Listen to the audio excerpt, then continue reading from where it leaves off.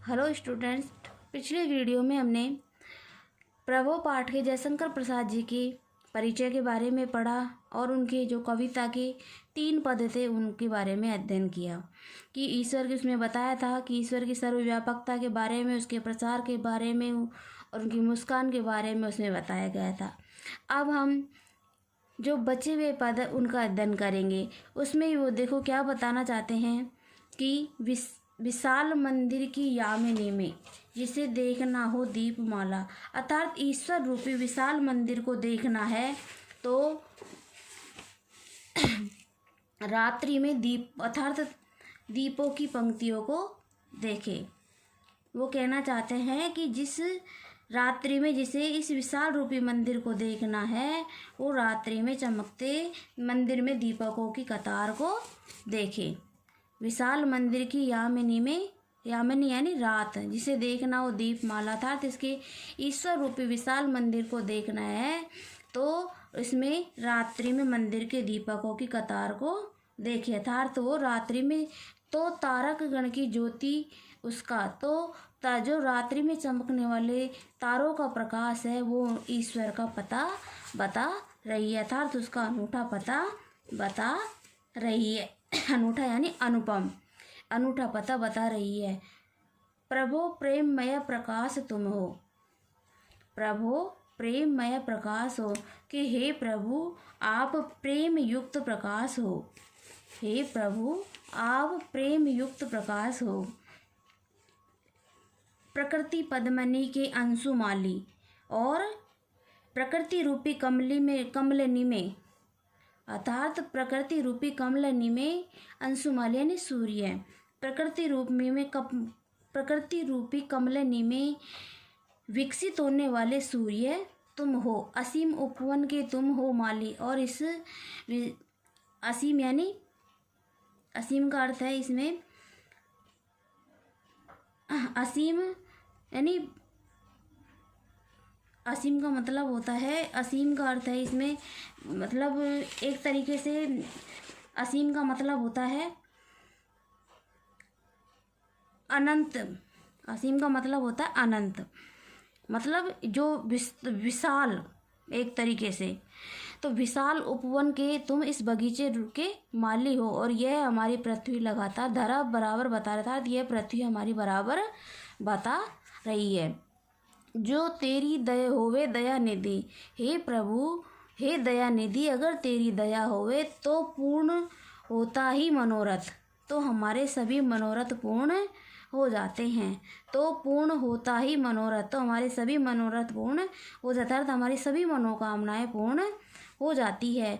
सभी ये कहते पुकार करके, सभी ये कहते पुकारता, सभी लोग यह पुकार करके कहते हैं, यही आशा तो दिला रही कि यही इसी आशा से सभी लोग पुकार कर कह रहे हैं कि नीचे से देखो यही तो आशा दिला रही, अर्थात यही आशा से सभी लोग पुकार कर कह रहे हैं कि हे प्रभु हे दयानिधि, अगर तेरी दया हो तो हमारे सभी मनोरथ पूर्ण हो जावे।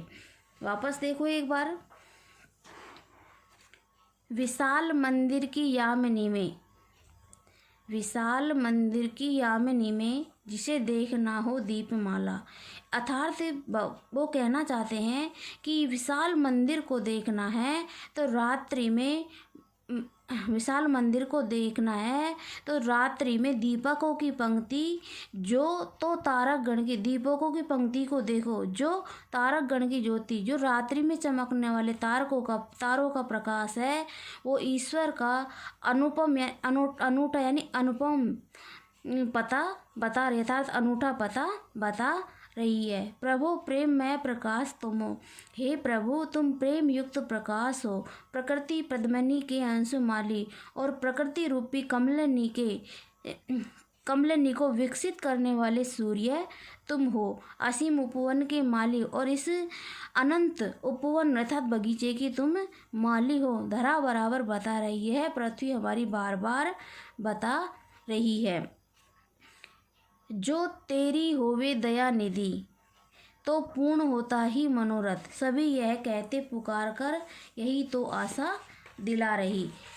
तो देखो ये क्या कहना चाहते हैं कि हे ईश्वर, अगर भक्तों पर तुम्हारी दया हो जाए, हे दया के भंडार प्रभु, अगर भक्तों पर तुम्हारी दया हो जाए तो हमारे सभी मनोरथ पूर्ण हो जाए और मनोरथ पूर्ण करे कि यही तो आशा है। अर्थात संसार में मनुष्य की कृपा, ईश्वर की कृपा से ही मनुष्य के सारे मनोरथ पूर्ण होते हैं, यही सभी लोग पुकार पुकार कर कह रहे हैं। तो ये था हमारा प्रभु पाठ जो पूरा हो गया। अब हम इसके क्वेश्चन आंसर देखते हैं। जय शंकर प्रसाद जी का जन्म हुआ था 1889 ईस्वी में। जयशंकर प्रसाद द्वारा संपादित पत्रिका का नाम था इंदु, जो हमने परिचय में पढ़ा था। इंदु इनकी मासिक पत्रिका थी। जयशंकर प्रसाद जी के किन्हीं 3 काव्य संग्रहों के नाम लिखिए।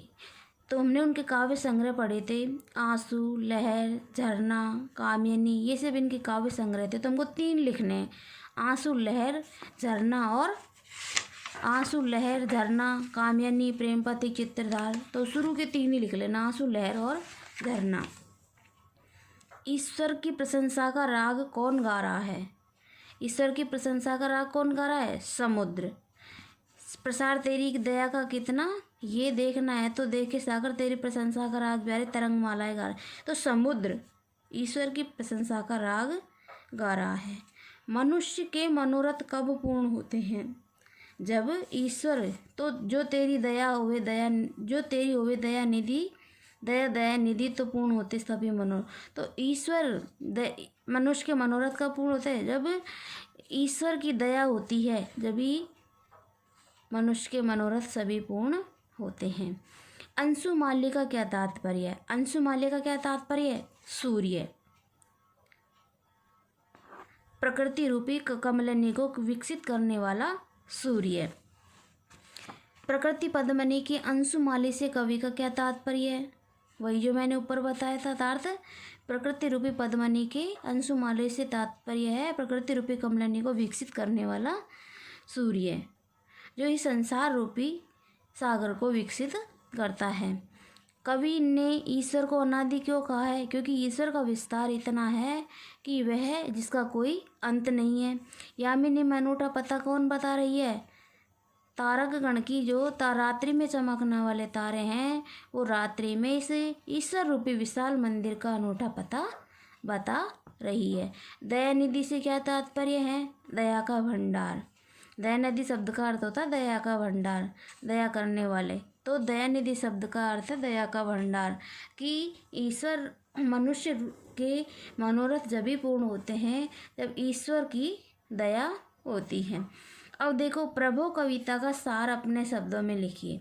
तो प्रभु कविता का सार इस पूरे पाठ का जो सारांश है, इस कविता का जो हम सार, जिसको संक्षेप में जो कहते हैं, उसको हम इस क्वेश्चन के अंदर उतार लेंगे। प्रभु कविता की भाषागत विशेषताएं कौन सी है? कि जो हमारे कवि ने हमारी कविता लिखी है, अर्थात उसकी भाषागत विशेषताएं कौन कौन सी है? तो इसकी भाषागत विशेषताएं कौन कौन सी होती है? कवि की भाषागत विशेषताएं कि कवि ने ब्रज भाषा का प्रयोग किया है, खड़ी बोली का प्रयोग किया है, और इसमें भावाभिव्यक्ति की मधुरता, भावात्मक अनुरूप है, और इनकी शब्दावली अधिक मतलब तत्सम शब्दों का अधिक प्रयोग किया है, और इसमें इन्होंने अपने भाषा का प्रयोग किया है और अलंकृत भाषा का प्रयोग किया है, और अपनी भाषा में कोमलता और लयता मतलब लय एक तरीके से वो दिखाई देती है, और इन्होंने अपनी मानवीकरण शैली अपनाई है, जिससे कि हम इसे मानवीकरण शैली से इसे हम सही तरीके से और सरल तरीके से समझ सकें।